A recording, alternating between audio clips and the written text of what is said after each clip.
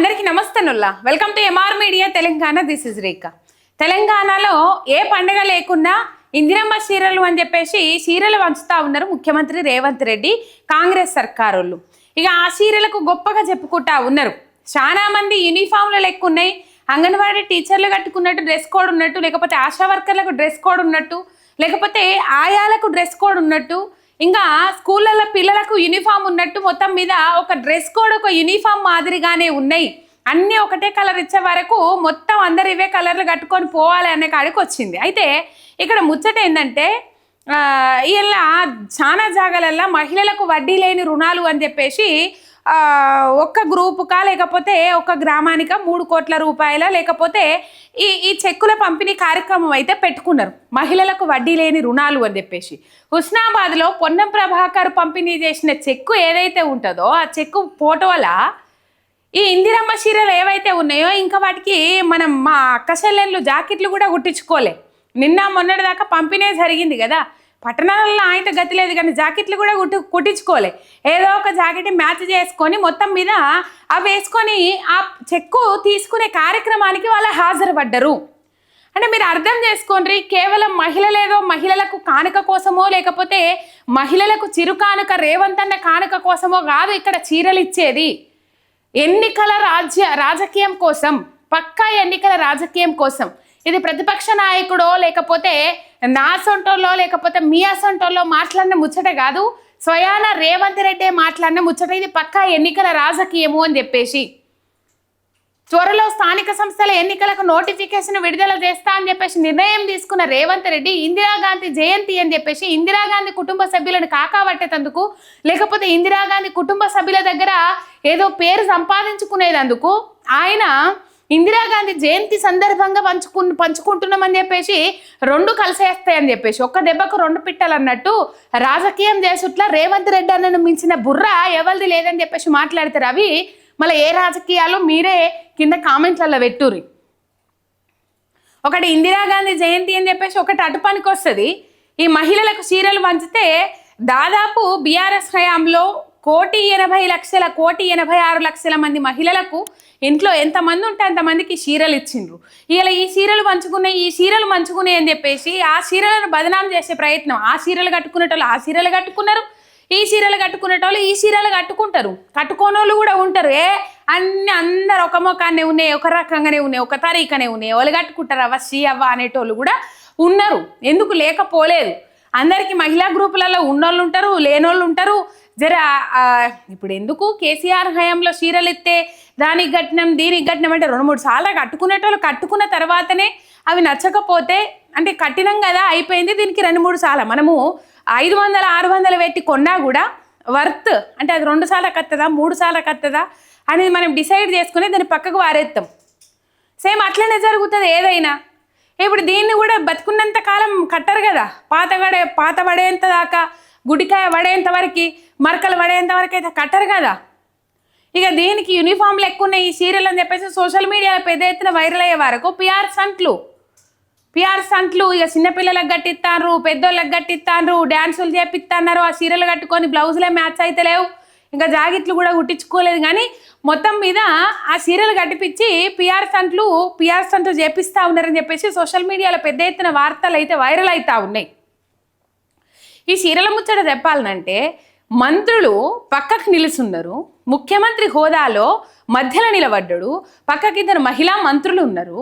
మరి వాళ్ళ ముంగట ఈ మాట నేను మాట్లాడుతున్నా వద్దా అని చెప్పేసి నాలుక గుంజి పట్టుకోలే ముఖ్యమంత్రి. మంత్రుల భార్యలకు కూడా చీరలు ఇస్తారా అని అనగానే మంత్రుల భార్యలకు చీరలు ఇస్తే మంత్రులే కట్టుకునే తట్టున్నారు అంత మంచుకునే అని చెప్పేసి ఆ చీరల గొప్పతనం చెప్పేందుకు ముఖ్యమంత్రి రేవంత్ రెడ్డి మాట్లాడిన పదజాలము ఎవరు సహించలే. పాపం మంత్రుల మనాదులలో కూడా ఉన్నది, వాళ్ళు బయట పెట్టుకోలేకపోయిండ్రు. ఏదో అప్పటి మంది కిలుక్కుని నవ్విరు. కానీ తర్వాత ఈ వీడియో సోషల్ మీడియాలో వైరల్ అయ్యే వారికల్లా ఓహో ఇంత పెద్ద మాట అన్నాడు అని చెప్పేసి అప్పుడు మనసులకు తట్టింది. కానీ మొత్తం మీద ఇందిరమ్మ చీరలు అని చెప్పేసి పంచాయతీ ఎన్నికల కోసమే షెడ్యూల్ విడుదలైంది కదా ఆల్రెడీ. ఇందిరమ్మ చీరలు అని చెప్పేసి పంచాయతీ ఎన్నికల కోసమే. ఇది నా అంతటా నేను స్వతహాగా చెప్తున్న ముచ్చట కాదు, స్వయాన రేవంత్ రెడ్డి గారి నోట్ల నుంచి జాలువారిన ముచ్చట్లు ఆ వీడియోలు ఉన్నాయి. ప్లే చేద్దాం పోయినాక, జర్ర ముంగడికి పోయినాక ఈ ముచ్చట్లన్నీ చెప్పుకున్నాక స్వతహాగా కేసీఆర్ హయాంలో పథకము ఎంబటే ప్రజలకు ఏది అవసరం ఉన్నది ఏది అవసరం లేదు అని చెప్పేసి పథకాలు ఏవి ముందుగా అవసరం ఉన్నాయి అని చెప్పేసి వాటిని ముందడి కొనసాగించుకుంటూ పోతే మన రేవంత్ అన్న మాత్రము కాంగ్రెస్ వచ్చిన తర్వాత ఓట్లకు అది రైతు బంధు కాదు, ఓట్ల బంధు అయిపోయింది. మహిళలకు బతుకమ్మ చీరలు కావు, అవి ఓట్ల చీరలు అయిపోయినాయి.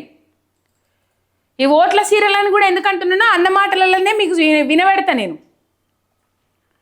మొత్తం మీద ఇది ఒక డ్రెస్ కోడ్. ఈ లేనోళ్ళను కూడా అందులో కలిపేసి మహిళా సంఘాలలో కలిపేసి వాళ్ళ పేర్ల మీద కూడా రుణాలు తెచ్చుకొని రేవంత్ అన్న వాడుకోవడానికి ప్లాన్ చేస్తూ ఉన్నాడు. వచ్చిన కొద్దో గొప్ప రుణాలు ఏవైతే ఉంటాయో అవిటిని ప్రపంచ బ్యాంకు నుంచి తీసుకొని ఈ మహిళల కష్టం ఏదైతే ఉన్నదో ప్రపంచ బ్యాంకు కింద వీళ్ళందరూ బానిసల్లాగా పడుండాలని చెప్పేసి ముఖ్యమంత్రి రేవంత్ రెడ్డి చూస్తూ ఉన్నాడు. వాళ్ళ నుంచి ఈ లోన్లన్నీ తీసుకొని అనే ఆలోచనలో ముచ్చట్లయితే వైరల్ అయితే ఉన్నాయి. మొత్తం మీద స్థానిక సంస్థల ఎన్నికల మరి ఎందుకు పట్టణ ప్రాంతాలలో వడ్డీ లేని రుణాలు ఎందుకు ఇస్తలేడు? ఊళ్ళల్లోకి చేరుకునే చీరలు కానీ మరి ఎందుకు పట్టణ ప్రాంతాలలో మహిళలకు ఇంకా చీరల డిస్ట్రిబ్యూషన్ జరగలేదు? ఇలా పండుగ గట్టుకో అంటాడు రేవంత్ అన్న. ఏ పండుగ నొల్లా? సింపుల్గా చెప్తా, ఓట్ల పండుగ. ఆ ఓట్ల పండుగకి చీర కట్టుకోవాలి, మీరు లైన్లలో నిలబడాలి. ఈ చీర కట్టుకొని మీరు చీర చూస్తున్నంతసేపు ఇది కాంగ్రెస్ ఇచ్చిందని చెప్పేసి గుర్తుండాలి, గుర్తు రావాలి. ఇంకెవరు పని చేస్తారు, ఎవరు పని చేయరు, వాళ్ళ మీదకి పోవద్దు. ఈ చీర కట్టుకొని పోతేనే ఓటు అయినిస్తారు, లేకపోతే ఓటని ఏర. కొంతమంది మహిళలకు అదే చెప్పిర్రట. మీరు రేవంత్ రెడ్డి ఇచ్చిన చీరలు ఏవైతే ఉన్నాయో గవి కట్టుకొని వస్తేనే ఈ వడ్డీ లేని రుణాల చెక్కులు అందిస్తారట, లేకపోతే అందియారట అనే వరకల్లా ఆ చీరలు కట్టుకొని పోయినరట కొంతమంది. గవి కట్టుకుంటే ఎందుకు ఇస్తారు, కట్టుకోకపోతే ఎందుకు ఇయ్యరు, ఇయ్యను లేకపోతే లేను అని చెప్పేసి మొండికి తెగించిపోయిన మహిళలు కూడా ఉన్నారు. కాకపోతే భయపడి ఇయ్యరేమో అని చెప్పేసి చెప్పేవారికల్లా ఆ చీరలే కట్టుకొని పోయిండ్రు. ఈ చీరల గురించి రహస్యం బయట పెట్టిండు రేవంత్ రెడ్డి. ఒక్కసారి రేవంత్ అన్న బయట పెట్టిన రహస్యం ఏదైతే ఉన్నదో ఆ రహస్యము మీకు వినబెడతా నేను ఇప్పుడు. ఇగో ఇది కొడంగల్ సభలో నిన్న మాట్లాడిన ముచ్చట్లు ఇవి.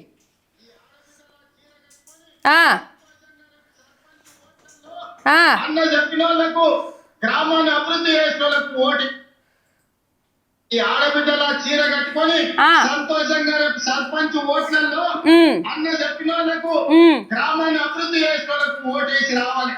మా అక్కలందరికి ఒకటే సూచన, ఎన్నికల రోజు ఓట్ చేయడానికి మీకు వచ్చిన చీర కట్టుకొని లైన్ లో నిలబడి ఇందిరమ్మ రాజ్యాన్ని మేము ఆశీర్వదిస్తున్నాం, ఇందిరమ్మ రాజ్యమే కావాలని చీర కట్టుకోవడం ద్వారా మీ అభిమానాన్ని ప్రదర్శించండి, మీ సోదరుడిని ఆశీర్వదించండి. ఎందుకంటే ఆ చీరను 10 రకాల డిజైన్లు చేపించి ఏ చీర మా ఆడబిడ్డలకు బాగుంటదని 10 రకాలుగా పరిశీలన చేసిన తర్వాత నిర్ణయం తీసుకున్నాం. రేపు సర్పంచ్ ఎన్నికలు అత్యంత కీలకం. కొడంగల్ నియోజకవర్గ అభివృద్ధికి ఈ సర్పంచులే కీలకం. మంచి వాళ్ళను సర్పంచులుగా ఎన్నుకోండి. ఈ ఆడబిడ్డల చీర కట్టుకొని సంతోషంగా సర్పంచ్ ఓట్లలో